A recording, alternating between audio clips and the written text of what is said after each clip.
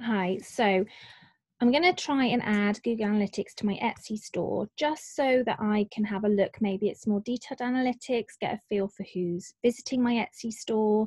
It's something that I used a lot when I started my first business. And so I really want to sort of get back into it and it would be fascinating to see just how much traffic that gets. We do it on our websites. Why not do it on our Etsy store? So what you want to do is you want to go to analytics.google.com. I'll do a little blog post with the links in there. And you might need to set up a new account. I've already got my account set up, so you would do create account. I'm going to create a new property for that account I've already got set up, which is going to be my Etsy store. So I'm going to do create property. It's going to be a web, okay?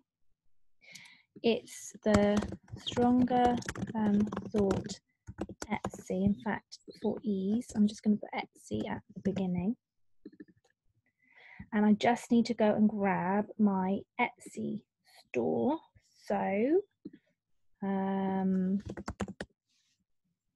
was just having a look at how to do it before I came on. So if I go to my shop manager, I can never work out the quickest way to get there, really.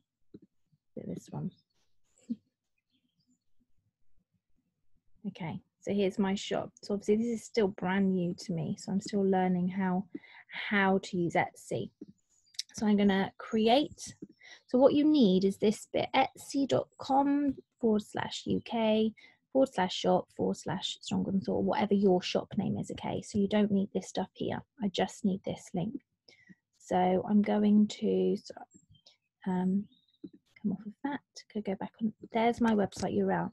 So that's the URL to my Etsy shop, okay? So industry category. Oh, so you don't need this one. So you want to select HTTPS and we just get rid of that bit there, okay? So it's like that. Industry category, it is, I hate these things, you've got to put yourself into a box and sometimes you don't fit. So I'm going to do shopping and I'm going to create. So it should give me a code. Okay, here's my tracking code. So I'm going to take that. So I believe, because obviously I haven't done this before, I'm doing it live with you here, that we just need this code. We don't need this. If you were doing it on your website, you would get code and add it that way. So what you want to do here is go into the shop manager.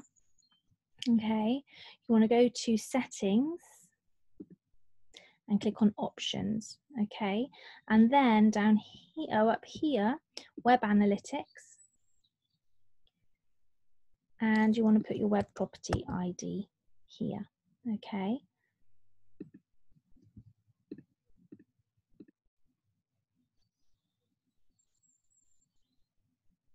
Okay, so I'm just going to check that that is the right number there. Normally it is. So I'm just going to double check.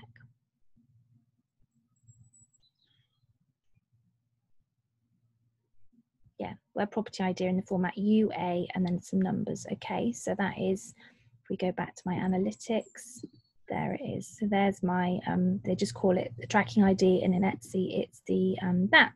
So that looks like it's been saved. Okay, so you need to allow that to be there for a few days really for it to start to kick in. It's not going to start to give you instant results. And then what I'll do is another short video on looking at if this works. I'll let you know if it doesn't, but looking at how we can read the Google Analytics to our advantage and how we can tweak what we're doing. Okay, so like I say, I'm doing this live as I'm building it myself, based on my experience of building a previous company. So everything's changed within the 20 years, which is great. I love a good challenge, but hopefully that's helped. Please do like this video if it's been useful. And please do subscribe if you'd like to see more videos like this. All right, thanks for watching.